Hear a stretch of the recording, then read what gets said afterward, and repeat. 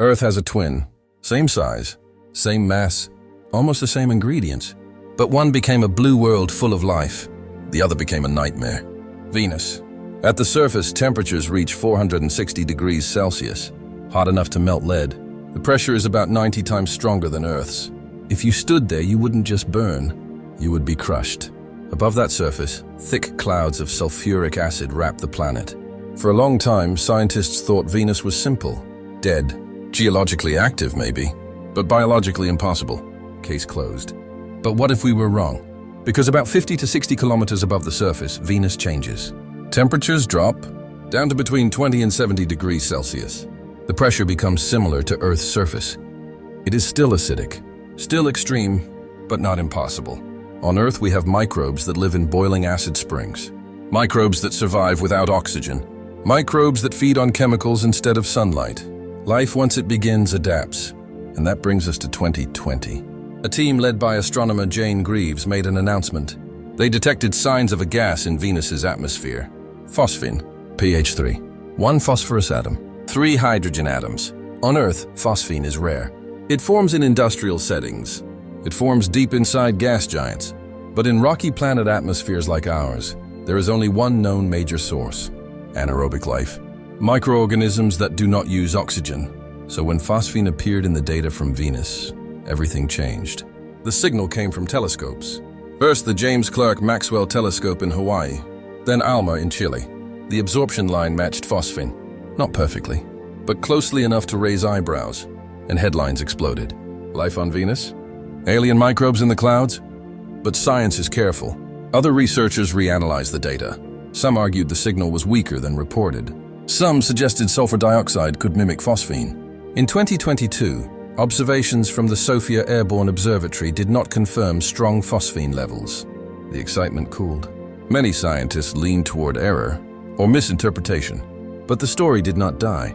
Between 2023 and 2025, new analyses were published.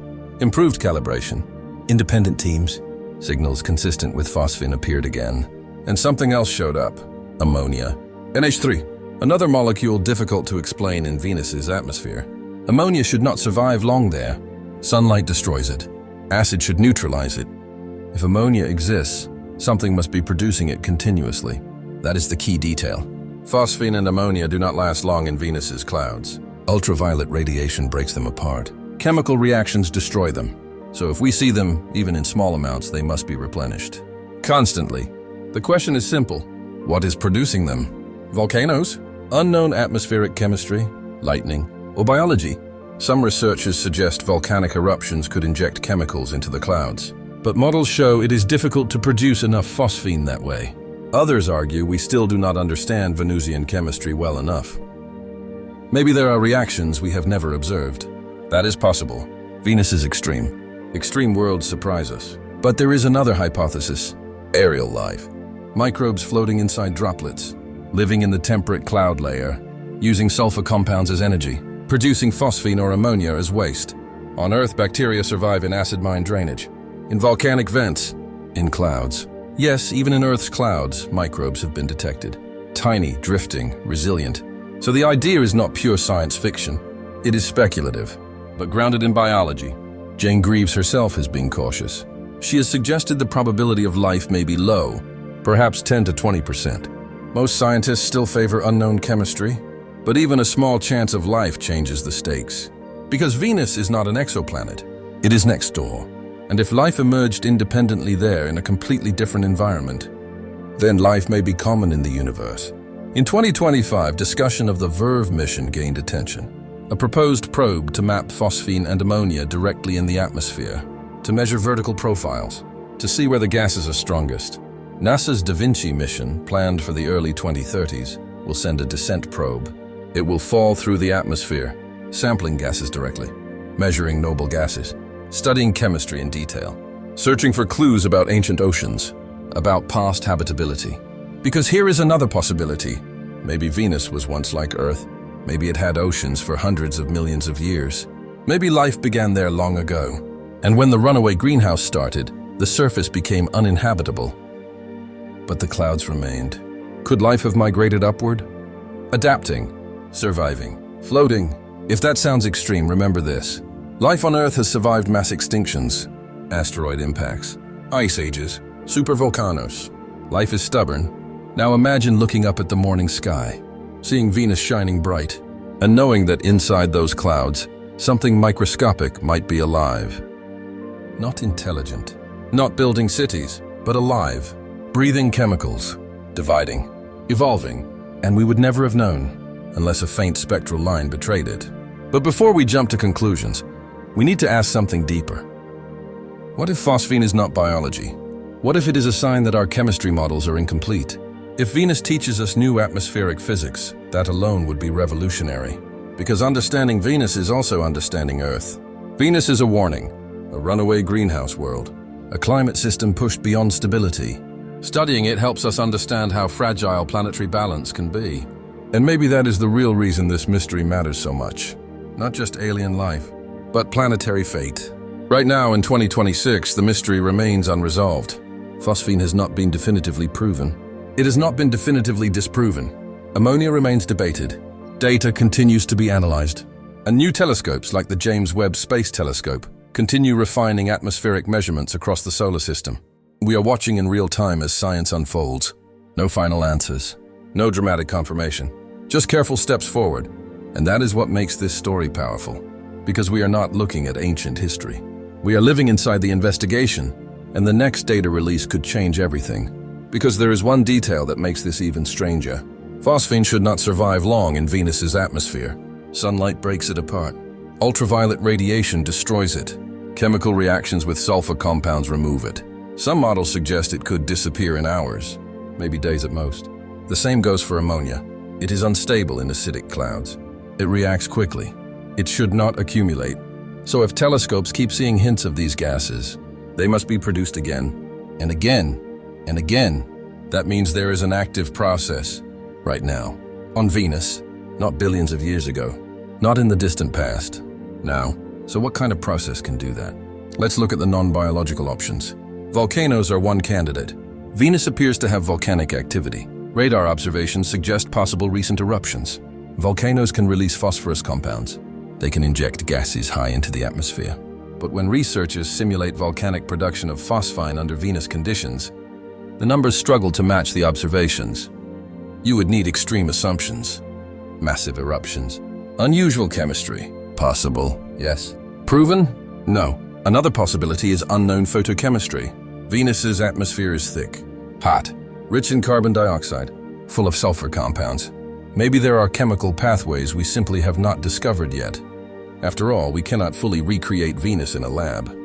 And we have never directly sampled those cloud layers with modern instruments.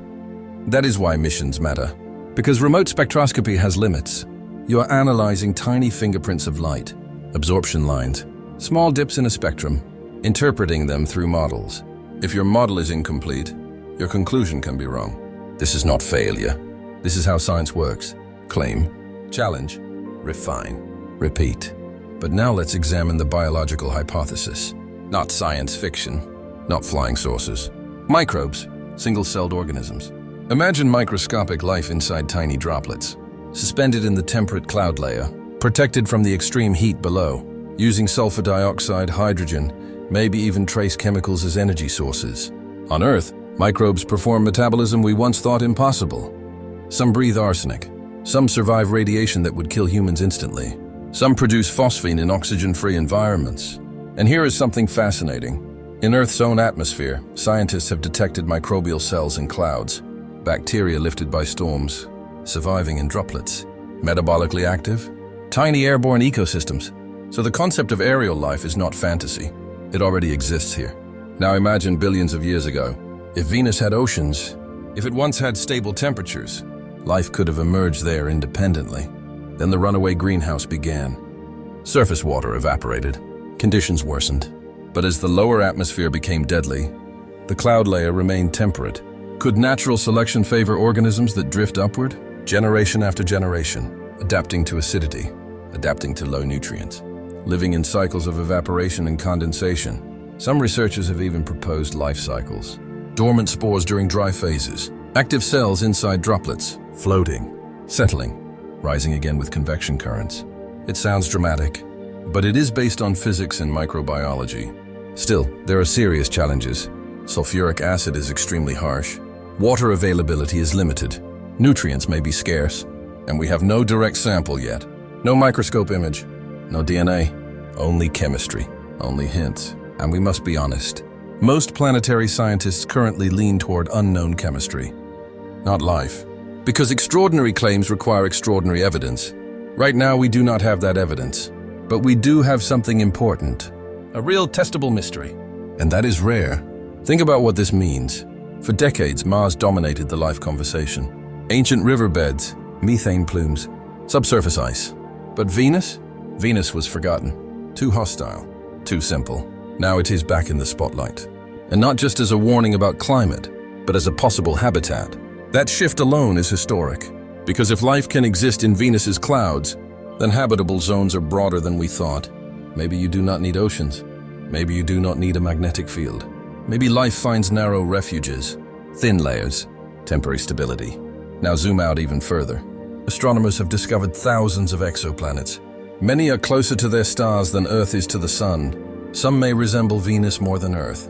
If Venus-like planets can host aerial microbial life, then the universe could be full of living atmospheres. Not forest worlds, not ocean planets, but cloud biospheres, entire ecosystems suspended in gas.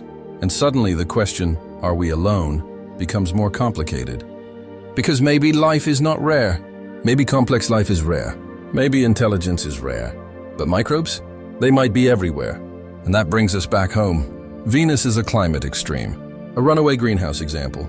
Studying it helps us understand tipping points, carbon dioxide feedback loops, atmospheric stability. When we talk about climate change on Earth, Venus is the worst-case scenario. Not because Earth will become 460 degrees, but because it shows how planetary systems can cross thresholds, irreversibly. So Venus is both a warning and a possibility, a lesson in destruction, and a potential hint of survival. Right now we are in a waiting period. Verve, if approved, could directly map phosphine and ammonia. DAVINCI will descend through the atmosphere. Future orbiters may carry advanced spectrometers. Each mission will reduce uncertainty. Either phosphine will fade away under better measurement, or it will persist. And if it persists, the pressure to explain it will grow. And if every non-biological explanation fails, then we will face one of the biggest discoveries in human history. Not on a distant exoplanet, not through a blurry telescope image, but in our own solar system, on a planet we once dismissed. So the next time you see Venus in the evening sky, remember this: behind those thick orange clouds, there may be nothing but chemistry, or there may be microscopic life drifting silently, right now, and we are closer than ever to finding out.